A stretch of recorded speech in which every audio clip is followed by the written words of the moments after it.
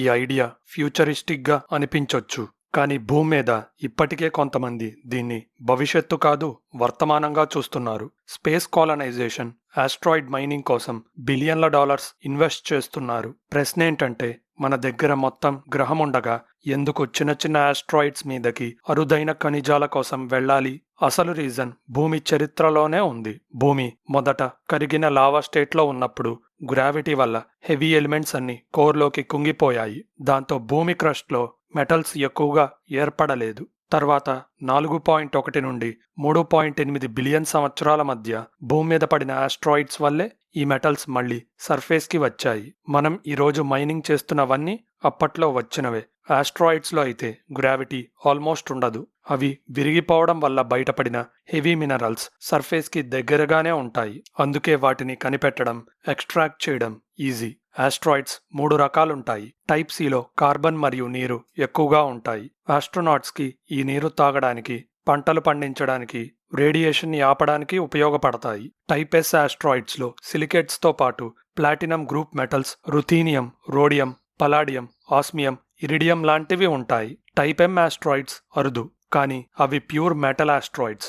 2015లో భూమికి దగ్గరగా వెళ్లిన UW-158 అనే ఆస్ట్రాయిడ్ ఒక్కటే $5 ట్రిలియన్ ఖరీదు ఉన్న మెటల్స్ కలిగి ఉందని అంచనా వేయడం జరిగింది. కానీ ప్రాబ్లం ఏంటంటే, వాటిలో ఏమున్నాయో తెలుసుకోవడం అంత ఈజీ కాదు.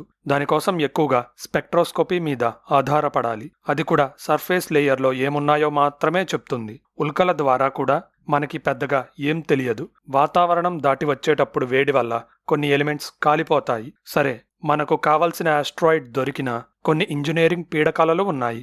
అవే జీరో గ్రావిటీలో మైనింగ్, సర్ఫేస్ మీదున్న రెగోలిత్ అంటే మట్టి లేయర్ యొక్క థిక్నెస్ ఎంత, ఇలాంటి చాలానే ప్రశ్నలు ఉన్నాయి. సోలార్ సిస్టంలోనే కోటాను కోట్ల ఆస్ట్రాయిడ్స్ ఉన్నాయి. ఫస్ట్ స్టెప్లో భూమికి దగ్గరగా తిరిగే నియర్ ఎర్త్ ఆస్ట్రాయిడ్స్ నుంచే స్టార్ట్ చేయాలి. ఆల్రెడీ 15,000 కంటే ఎక్కువ నియర్ ఎర్త్ ఆస్ట్రాయిడ్స్ని గుర్తించాం. ఆస్ట్రాయిడ్ ఎక్స్ప్లోరేషన్కి మొదటి అడుగు వేసింది నాసా. 2001లో NEAR Shoemaker probe asteroid 433 Eros మీద ల్యాండ్ అయింది. అది నియర్ ఎర్త్ ఆబ్జెక్ట్స్లో ఒకటి. దాని పొడవు దాదాపు 33 కిలోమీటర్స్. అప్పటి వరకు ఒక ఆస్ట్రాయిడ్ మీద ల్యాండ్ అవ్వడం ఇంపాసిబుల్గా అనిపించేది. కానీ మరింత పేరు తెచ్చుకున్న మిషన్ మాత్రం యూరోపియన్ స్పేస్ ఏజెన్సీ వారి రొజెటా. 10 ఏళ్ల ప్రయాణం తర్వాత కామెట్ 67P చురుయుమో గెరాసిమెంకోపై ఫిలే ల్యాండర్ని రిలీజ్ చేసింది. ఆ ఫ్రోజెన్ కోర్ మీద ల్యాండ్ అయ్యి కాంపోజిషన్ అనలైజ్ చేసి భూమికి డేటా పంపింది. స్పేస్ హిస్టరీలో అదొక అద్భుతమైన ఘట్టం. కానీ భవిష్యత్తు స్పేస్ మైనింగ్కి అసలు గేమ్ చేంజర్ మాత్రం జపాన్ నుంచి వచ్చింది. హయాబుజా ప్రోబ్ 2003లో లాంచ్ అయ్యి ఫ్యూచరిస్టిక్ అయాన్ ఇంజన్తో 290 మిలియన్ కిలోమీటర్స్ ప్రయాణించి 2005లో ఆస్ట్రాయిడ్ ఇటకోవా మీద ల్యాండ్ అయ్యింది. చిన్న రాక్ శాంపుల్స్ సేకరించి 2010లో భూమికి తీసుకొచ్చింది. ఇదే ఫీట్ని హయాబుజా 2 2019లో ఆస్ట్రాయిడ్ రియూగో మీద రిపీట్ చేసింది. అయితే మైనింగ్ స్టేషన్స్ ఏర్పాటు చేయడం అంటే స్మాల్ శాంపుల్స్ తీసుకురావడం అంత ఈజీ కాదు. అయినా రొటేటింగ్ ఆస్ట్రాయిడ్స్ మీద సేఫ్గా ల్యాండ్ అవడం నేర్చుకోవడం చాలా పెద్ద అచీవ్మెంట్. అసలిక్కడ వనరు బంగారం కాదు, ప్లాటినం కాదు, నీరు. స్పేస్లో నీరంటే ఇంధనమే. హైడ్రోజన్ ప్లస్ ఆక్సిజన్ కలిపి రాకెట్ ప్రపల్లెంట్ అంటే ఫ్యూయల్గా వాడుకోవచ్చు. భూమి నుండి స్పేస్ స్టేషన్కి 1 లీటర్ వాటర్ పంపాలంటే $40,000 ఖర్చు అవుతుంది. భూమి గ్రావిటీ నుంచి ఎస్కేప్ కావాలంటే 1 కేజీకి $5,000 నుండి $10,000 ఖరీదు కలిగిన ఫ్యూయల్ వాడక తప్పదు. ఆర్బిట్లోకి వెళ్లే మొదటి 300 కిలోమీటర్స్కి కావాల్సిన శక్తి తర్వాతి 300 మిలియన్ కిలోమీటర్స్ కంటే ఎక్కువ. అందుకే టైప్ సి ఆస్ట్రాయిడ్స్ వెలకట్టలేనివి. బంకమట్టి మినరల్స్ నుండి నీటిని ఎక్స్ట్రాక్ట్ చేసి ఎలక్ట్రోలైసిస్ ద్వారా హైడ్రోజన్, ఆక్సిజన్ సపరేట్ చేయొచ్చు.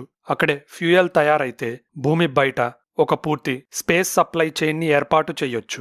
స్పేస్ ఎకానమీ భూమి మీద ఆధారపడకుండా అంతరిక్షంలోనే ఎవాల్వ్ అవ్వడం స్టార్ట్ అవుతుంది. ఆస్ట్రాయిడ్ మైనింగ్ అనగానే మనకు వెంటనే గుర్తొచ్చేది రేర్ ఎలిమెంట్స్. వాటిని భూమికి తెస్తే బిలియన్స్ డాలర్స్ విలువ పలుకుతాయి అనే ఒక అంచనా ఉంది. కానీ ఇక్కడే ఒక ప్రాక్టికల్ ప్రాబ్లం ఉంది.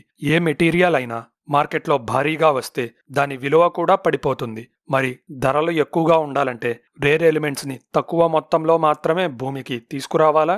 అలా చేస్తే భూమి మీద ఇప్పటికే చాలా తక్కువ ఖర్చుతో మైనింగ్ చేసే కంపెనీస్తో స్పేస్ కంపెనీస్ ఎలా పోటీ పడతాయి?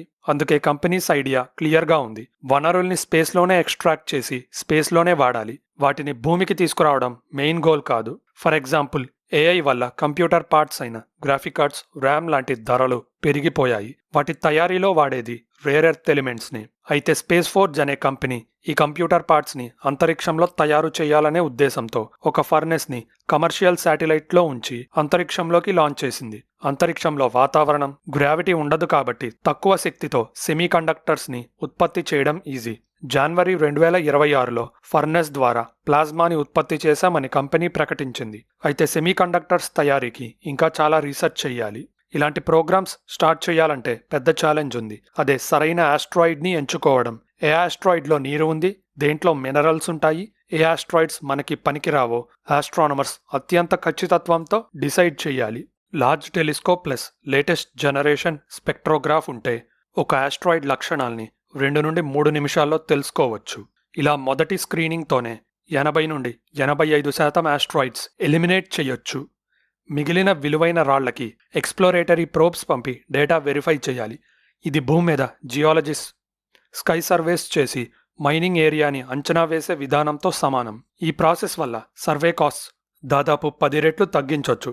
ఫైనల్ కన్ఫర్మేషన్ తర్వాత ఇక వెలికి తీయడం మొదలవుతుంది. ఇన్ఫ్రాస్ట్రక్చర్, ఎక్స్కవేషన్ టెక్నిక్స్ విషయంలో ఇప్పటికీ చాలా ఐడియాస్ ఉన్నాయి. కానీ గ్రావిటీ ఆల్మోస్ట్ జీరో కావడం వల్ల పదార్థాలని పైకి తీసుకురావడం, స్టోర్ చేయడానికి శక్తి తక్కువగా ఖర్చవుతుంది. కొంత మెటీరియల్ భూమికి వస్తుంది, కానీ ఎక్కువ భాగం స్పేస్లో ఇన్ఫ్రాస్ట్రక్చర్, ఫ్యూయల్, ఆవాసాల యొక్క సపోర్ట్కి స్పేస్లోనే వాడటం జరుగుతుంది. ఇక్కడ ఇంకో కీలక విషయం ఉంది, అదే పొల్యూషన్. భూమి మీద మైనింగ్ వల్ల ప్రతి సంవత్సరం 28,000 టన్నుల లెడ్, 2,000 టన్నుల మెర్క్యూరీ లాంటి విష పదార్థాలు వాతావరణంలోకి వెళ్తున్నాయి. మైనింగ్ అనేది స్పేస్కి షిఫ్ట్ అయితే ఎకానమీని ఎకాలజీ నుంచి సపరేట్ చేసే అవకాశం దొరుకుతుంది. మన భూమి మీద మైనింగ్ యాక్టివిటీ పర్యావరణం మీద ఎంత ప్రభావం చూపిస్తుందో మనం ఆల్రెడీ చూస్తూనే ఉన్నాం. ఏ పద్ధతి వాడినా కోతలు, సింక్ హోల్స్, స్థానిక మొక్కలు, జంతువుల ఆవాసాల నాశనం అవుతున్నాయి. ఇంకా భయంకర విషయం ఏంటంటే టాక్సిక్ రన్ ఆఫ్. అంటే మైనింగ్లో వాడే కెమికల్స్ మట్టి, గ్రౌండ్ వాటర్, సర్ఫేస్ వాటర్లో కలిసి కలుషితమవుతాయి. ఇది మనుషులకి మాత్రమే కాదు, అడవి జీవానికి, మొత్తం న్యాచురల్ ఎకోసిస్టమ్కి పెద్ద ఆపద. ఎనర్జీ ప్రొడక్షన్తో పాటు ఇవే ఇండస్ట్రీస్, గాలి కాలుష్యం, నీటి కాలుష్యంకి మెయిన్ కారణాలు. ఇదే సమయంలో ఓవర్ పాపులేషన్, ఆకలి, వనరుల్ని పూర్తిగా వాడటం, వాతావరణ మార్పు లాంటి ప్రాబ్లమ్స్కి సొల్యూషన్ వెతుకుతున్నాం. సస్టైనబిలిటీ, గ్రీన్ టెక్నాలజీస్ గురించే మాట్లాడకుండా ఇలాంటి హెవీ మైనింగ్ భూమి నుండి స్పేస్కి షిఫ్ట్ చేస్తే ప్రకృతి మీద పడే ఎఫెక్ట్ తగ్గించొచ్చు. 200 సంవత్సరాల క్రితం చిత్తడి నేలలో బంగారం కోసం వెతుకులాట మన సాహసానికి ఊపిరిపోసింది. ఇప్పుడు అదే రష్ అంతరిక్షంలోకి, ఆస్ట్రాయిడ్స్ వరకు వచ్చేసింది. ఈ రోజులో గోల్డ్ ఎల్లో కాదు, బ్లూ రంగులో ఉంటుంది. అదే నీరు. ఇది సైన్స్ ఫిక్షన్ లాగా అనిపించినా త్వరలో ఇదే నిజమవుతుంది. ఇలాంటి ఇంట్రెస్టింగ్ స్పేస్ వీడియోస్ చూడాలంటే మన ఛానల్ సబ్స్క్రైబ్ బటన్కి బెల్ ఐకాన్ క్లిక్ చేయండి. ఈ ఇన్ఫర్మేషన్ అందరికీ రీచ్ అవ్వాలంటే వీడియో లైక్ చేయడం మర్చిపోకండి.